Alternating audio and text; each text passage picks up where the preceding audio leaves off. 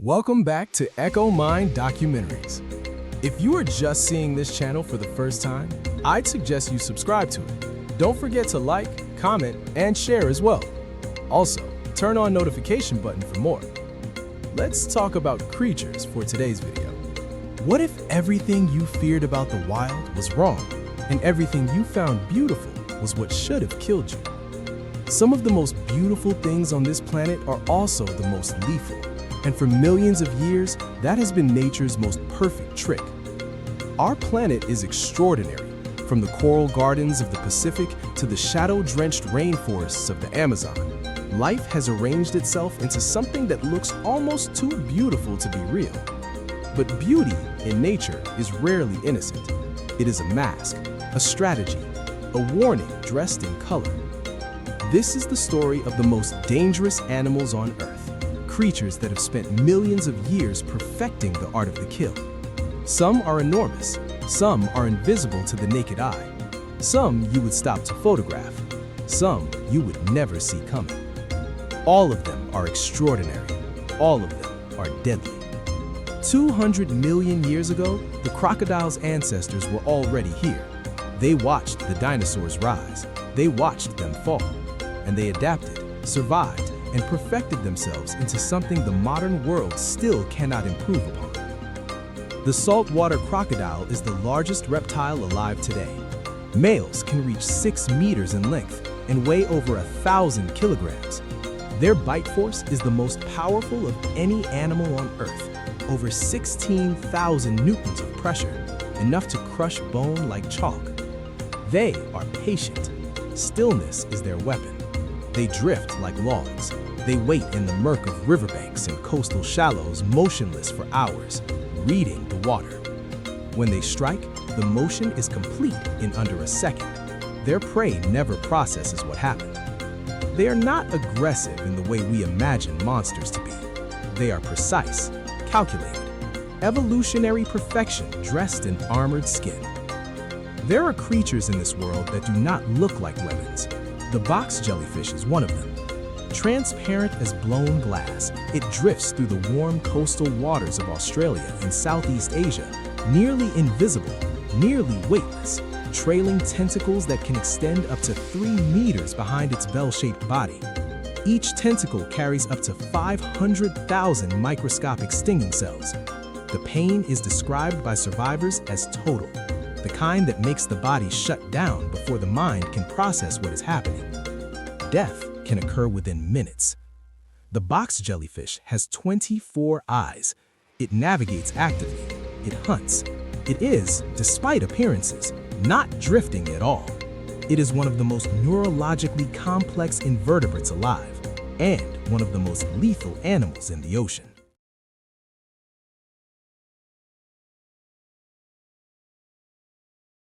No creature on this list has killed more humans. Not the lion, not the shark, not the crocodile, not the snake. The mosquito is responsible for the deaths of an estimated 725,000 people every year, and over the course of human history, it is believed to have killed more than half of all humans who have ever lived. It carries malaria, dengue fever, yellow fever, the Zika virus, and dozens of other diseases. It is the needle that the natural world did not ask for your consent to use. Weighing less than 3 milligrams, capable of detecting the carbon dioxide from your breath from 50 meters away, the female mosquito is a biological precision instrument. She does not kill with force. She kills with infection, with patience, with sheer, unrelenting numbers. She has shaped history. She has altered wars, collapsed empires, and redirected the course of human civilization. No animal on this planet has earned more fear. Among Africa's hunters, the Cape buffalo has earned a name, the Black Death. It is not a predator. It eats grass, it travels in herds, and yet professional hunters across generations have named it the most dangerous of Africa's big game, more feared than the lion, more unpredictable than the elephant. A Cape buffalo will charge without warning. It will pursue a threat relentlessly, even after being shot. It has been known to double back and ambush hunters who believe the danger it passed. It weighs up to 900 kilograms and can run at 57 kilometers per hour. It is responsible for hundreds of deaths in Africa each year. What makes it uniquely dangerous is not its size or its speed, it is its memory and its willingness to engage. A Cape buffalo does not retreat from a threat it has decided to address. It settles the matter completely. A single bite from an inland taipan contains enough venom to kill 100 adult humans.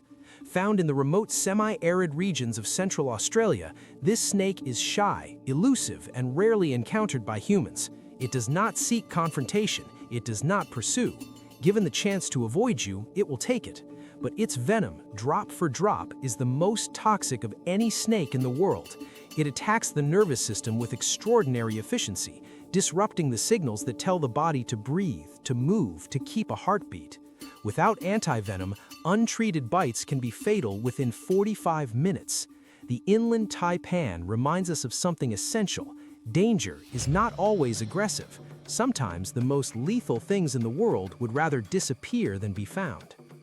It is the third largest land animal on Earth. It looks slow, even lumbering, moving through the brown rivers of sub-Saharan Africa in great wallowing groups. The hippopotamus kills an estimated 500 people every year, making it one of Africa's most dangerous animals by body count. And it is ferociously territorial. It does not distinguish between a fishing boat, a canoe, or a person standing at the wrong riverbank. If you are perceived as a threat to its territory or its young, the response is immediate and without restraint. A hippo can open its mouth to a 180-degree gape.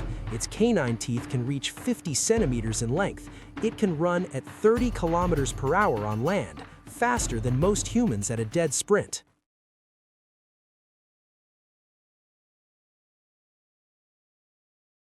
Beneath the placid surface of the river, beneath that slow and heavy silhouette, is a creature that has not needed to evolve past its own fury. It has always been enough. Walk along the beaches of the Indo-Pacific and you will see them. Cone-shaped shells in patterns of cream and amber and deep mahogany brown, half buried in the sand or resting in the shallows. They are beautiful, they feel warm in the hand, and every year, people pick them up. The cone snail fires a harpoon-like tooth, a proboscis capable of reaching any point on its shell. The venom it delivers, conotoxin, attacks the nervous system and paralyzes muscle function. There is no antivenom. There is no treatment beyond supportive care. Mortality rates for envenomated humans can reach 30%. It is a creature that has weaponized beauty and made the instinct to reach for something lovely into a fatal miscalculation. In the Arctic, there is one predator that considers humans prey. The polar bear is the largest terrestrial carnivore on Earth. Males can weigh over 700 kilograms. They can smell a seal through a meter of ice and from over 30 kilometers away. They swim for hours in sub-zero water. They do not hibernate in the same way other bears do. The males remain active through the winter, roaming the sea ice in near constant search of food. Unlike most large predators, polar bears have no evolutionary fear of humans. They have not learned to avoid us. In their territory, we are simply another potential meal. Attacks are rare because humans and polar bears rarely share the same ground, but when they do, the encounter is fundamentally different from every other large predator interaction on this list. With a polar bear, you are not the threat, you are the target. No animal occupies more space in the human imagination of fear.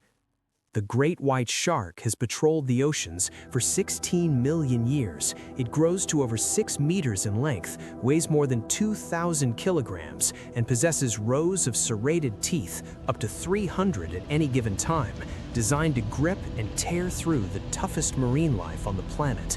Its senses are extraordinary. It can detect a single drop of blood diluted across 100 liters of water. It reads electrical fields through pores in its snout. It sees in low light and reads the ocean in ways we do not yet understand. Statistically, fatal attacks on humans are rare. The great white does not seek human contact. Most attacks are investigatory, a bite and release behavior from a creature trying to identify an unfamiliar object. But that single investigation from a mouth that size with those teeth is enough. The great white did not become a symbol of primal fear without reason. In the rainforests of Central and South America, the most toxic vertebrates on Earth move slowly through the leaf litter in brilliant, saturated color. The golden poison dart frog, barely the size of a human thumbnail, carries enough batrachotoxin in its skin to kill 10 adult humans. There is no antidote. And it does not hide. It moves openly, slowly, brightly. Its colors are a declaration. I am not something you want to touch. This is aposomaticism, nature's warning signal. The brightness that draws your eye is precisely the message it intends to send. It has no venom gland. It does not inject. You simply touch it or eat it, and that is sufficient. Indigenous hunters in Colombia have used its secretions for centuries to coat blowgun darts, hence the name. A single frog could tip dozens of darts. Beauty here is not incidental. Beauty is the point. We have built cities. We have poured concrete over the edges of the natural world. We have told ourselves, slowly and collectively, that the wild is something we visit now, something we watch from behind glass. But the wild has not made that agreement. These animals are not villains. They are not evil. They are extraordinarily, magnificently adapted to a world that has always required survival at any cost. They hunt because hunger is real. They sting because threat is real. They endure because life, in all its forms, insists on continuing. The most dangerous animals on Earth are not enemies. They are mirrors, reflections of a planet that existed long before we arrived, and one that will exist long after we are gone. To understand them is not to fear them differently. It is to respect the world more fully than we ever did before.